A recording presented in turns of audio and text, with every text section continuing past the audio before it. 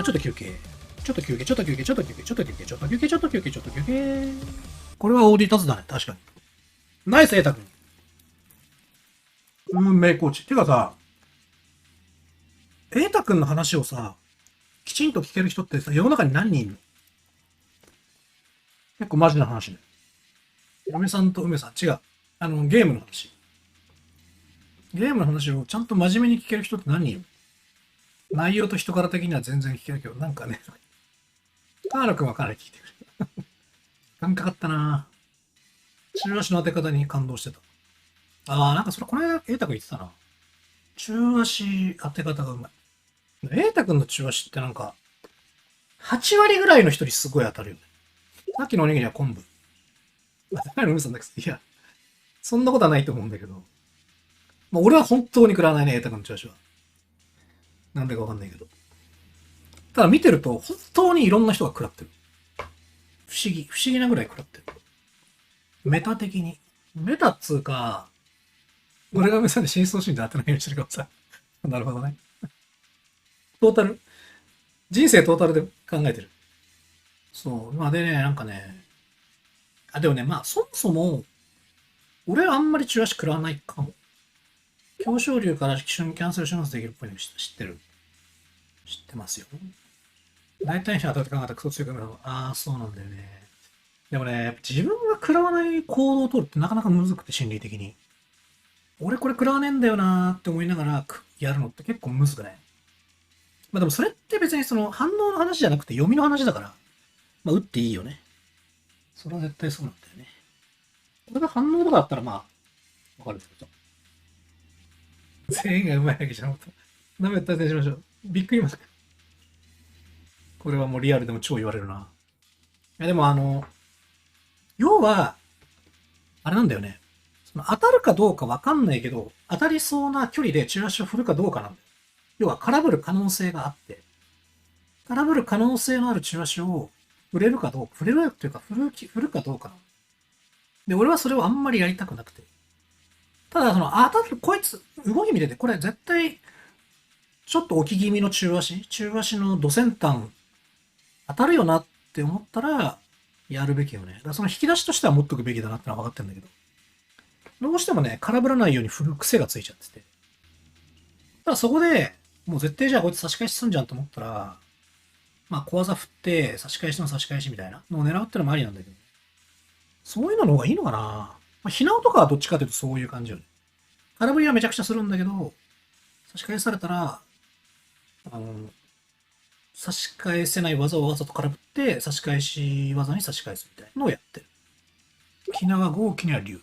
あ、そうだね。でも、エータ中足はね、覚えた方がいいなってのはわかるんだよ。覚えた方がいいっていうか、別にできるっていうか、できるって言うとちょっとあれだけど、まあ、わかるんだけど、仕組みはわかるんだけど、空振る可能性のあるね、中足はあまりやりたくないんですよね。で、ただね、空振りしない中足を使うことの、じゃあ空振る中足のメリットは、まあ、当たり負けない。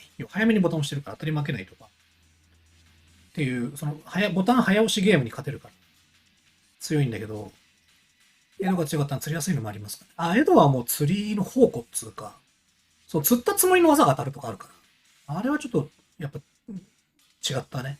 レベルが違ったね、エドは。うん。で、ただ中足のいいところは、なんだ。ボタン押しゲームに負けないのは強いんだよね。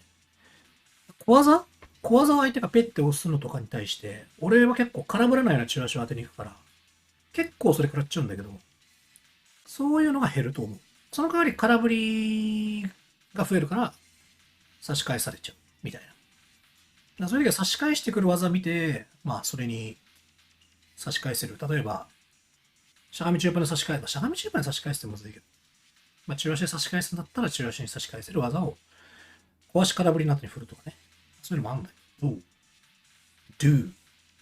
タッシュゲーって下方向に強くないですか？タッシュゲーって膝のこと？下方向に強いっていうイメージねえな。強いのかな？ただ中足空振りの話をすると、しっかりされた時にね、そのラウンドの勝率超下がるんだよね。それ言い出しちゃうと気にねえってのはわかるんだけど、その空振って差し返した時の勝率の下がり方えぐくて。って思っちゃうんだよな。でも自分が食らってもそんなに終わんない試合とかはやってもいいのかなっていう気がするよね。膝が下方向に強いっていうイメージないね、俺ね。強いのかな。ストシックさん、街より攻めが強いんでしょうか。むずいよね。そのガン攻めスタイルって、あんまりいない気がする。ストシックスプレイヤーに。ガン待ちもあんまいないけど。まあやっぱ状況に応じて変えるってことなんだろうけど。でもやっぱ対応気味の人が多い気がする。まあノアがね。ノアはそう。まあノアぐらいじゃねえか。リーゲージがあるから。リーゲージがあるのもそうだね。あとは、でもまあそれ言ったら5はもう完全に間違いというか、疑わしきはしないを99分やるっていう、まあ4もそうなんだけど、っていうゲームだったね。それに比べると6はもっと勝負どころがあるとは思うんだけど、D ゲージのおかげで。4、5はね、かなり疑わしくはしない選択肢っていうのを、どれだけ、こう、やれるかっていうのが大事だった気がする。空振りか大ダメージ取れるかあるという対象。そうだね。あとやっぱその一発もらった時のその試合の決まり方。やっぱ、まあそれはまあ、4も5も一緒なんだけどさ。立ち回りから大ダメージが出るし、あと柔道がある。特に端より真ん中まで、端より前行かない場合は、差し返されたりすると、ほんとやばいね。終わっちゃう。そのまま柔道で終わっちゃうから。僕ってなんで安定しないって言われてるんですか？まあ、やっぱ、ジャスパと柔道じゃないですか。柔道は強いんだけど、一方で、足追い込んでても結構入れ替えられちゃうっていうのもある気がする。波動強気に打つなら直さないと差し返し難しくなって。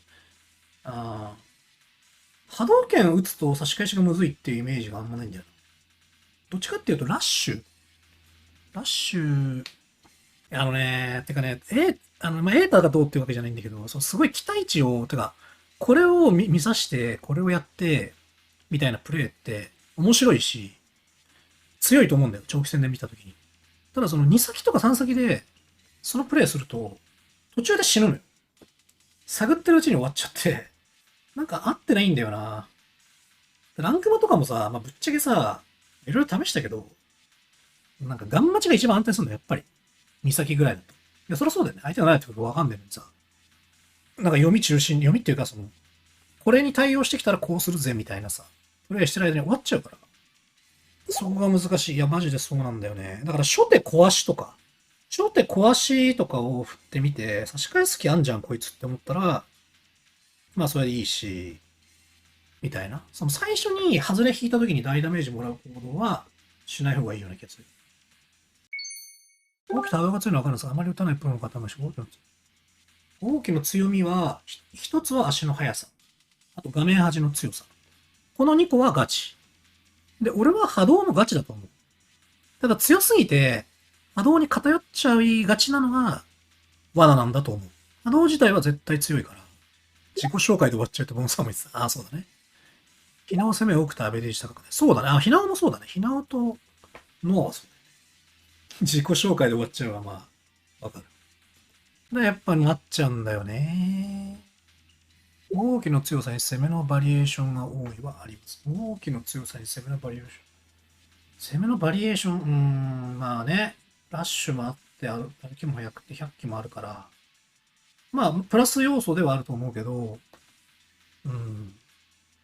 プラス要素ではあると思うね。けどね、結局ね、そのラッシュにしろ、壊しからぶるにしろ、波動する何にしろ、相手がこういう動きだったら、っていうその正解が自分の中で整理されてるといいと思うんだよ。生ラッシュとかもさ、こいつ差し返しガン見してるじゃんってなれば絶対強いわけで、大会っていう非日常やラグ PS5 という環境がガンザメされるが大会いい気がする。まあぶっちゃけ強いと思う。よほどの強心臓、よほどの対応力がない人以外には、それが正解だと思う、実際。本当の超上位。には通用しないと思うんだけど、それ以外にはマジでそっちの方がいいよね。ほんとそれ、でかもう大会でちゃんとさばいてくんのってマジで一部だけどね。ケイスケのホンダも大会強い。まあ、知らんもんねえしな。まあでもあいつ強心臓の可能性あるよね。だってさ、風呂入って電気消してさ、このぐらい水の中から見れるんだよ。強心臓以外何もでもないよ。絶対無理なんだけど。強心臓すぎんだろ。俺それできねえもん。失うものないから心臓いらなくないですか？確かに。まあやっぱ億超える借金してからだな。人は。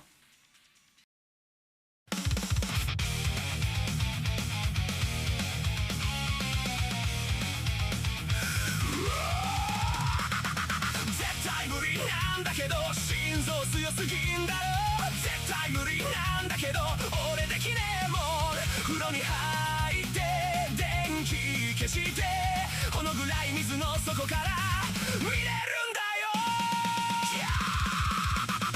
決して失うものはないからなんだ強心